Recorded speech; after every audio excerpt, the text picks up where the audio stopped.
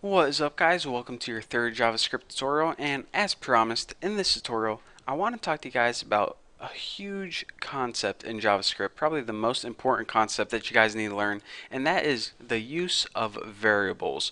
So go ahead and try to remember all the way back to like 5th grade algebra class until you first learned about variables.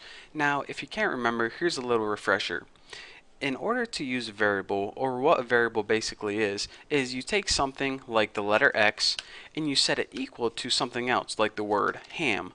And then when your math teacher wrote something like I love X or X comes from a pig, you understood that this meant I love ham and ham comes from a pig. That is because X and ham were basically the same thing.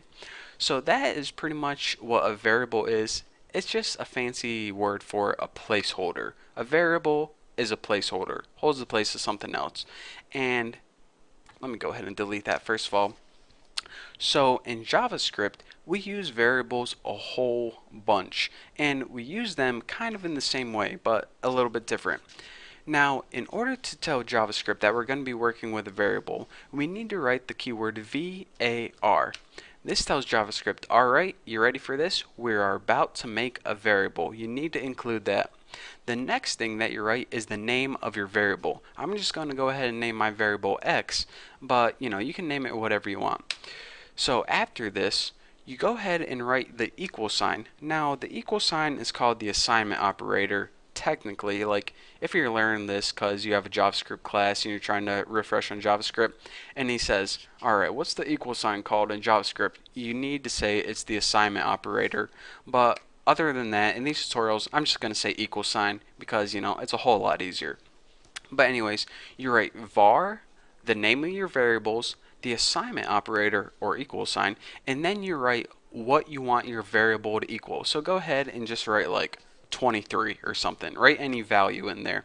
And then, of course, like every single statement in JavaScript, we have to end it with a semicolon. So you're saying, alright, why is a variable useful? What can I do with variables? Well, a variable is useful for many reasons. I mean, already we know how to print something out on the screen. So go ahead and write document dot write, and then inside your parentheses, instead of putting quotation marks in a line of text that it'll print out, go ahead and delete everything and just go ahead and write your variable. And check this out. Go ahead and save this and refresh it and see what we get. 23, just like that. So as you can see that it pretty much, this is what JavaScript is understanding. Alright, you're making a variable called X and you're setting it equal to 23. So now whenever I come across the term X in my program, I know that to substitute it for 23. So if you're saying, alright Bucky, you probably could just wrote 23 in here and it would have printed out just fine. So why go through the trouble of writing X? Well, when you're building computer programs, you don't just have it occur one time. You might have 1,000 different lines of code that include the term X. So you can either type out the word, or excuse me, the number 23 each time, or you can just go ahead up here, change it one time, and it's automatically going to change in all of your code for you. So anyways, it's going to save you a bunch of time, and it's also useful for different reasons that I don't want to talk about right now, or else it would just confuse you. But anyways, that is what a variable is, how to make it, and how it's useful. Another thing I want to mention is, go ahead and delete this, is I said you can name your variable anything you want, but I kind of lied, just a little bit. The first thing I want to mention is this. Variables are case sensitive, and I mean that in, if we go ahead and try to type a capital X up here and refresh it and see what happens, we get nothing on our screen. That's because a lowercase x is different than an uppercase x. The variable named Bucky, or excuse me, let me type that. The variable named Bucky is different than this, B-U-C-K-Y.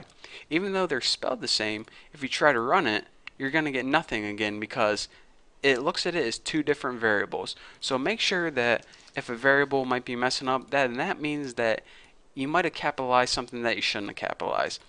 Another thing I want to mention is you just can't, use any symbols and letters you want. You need to start your variable name with a letter or an underscore. So since Bucky starts with a letter, you can also start it with an underscore. That would be valid, but you can't start it with like and or a percentage sign or anything like that. It needs to start with an underscore or a letter.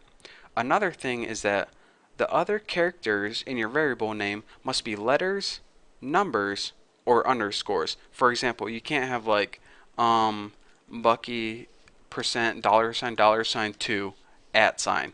That variable doesn't make sense at all. Basically, just use letters, numbers, and underscores, and you'll be fine.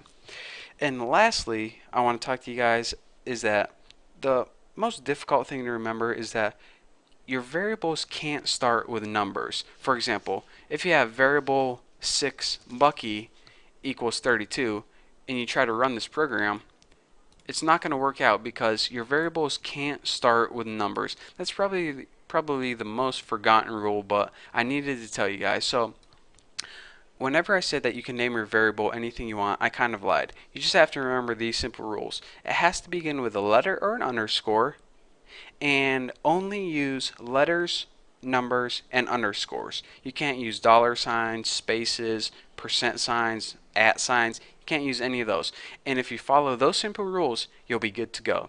So now that we understand what a basic variable is and how it's useful in computer programming, we can go on and move to our next tutorial. And in the next tutorial, I'm going to be teaching you guys about the different types of variables, and trust me, it's going to be extremely useful. So anyways, thank you guys for watching. Don't forget to subscribe, and I'll see you in the next video.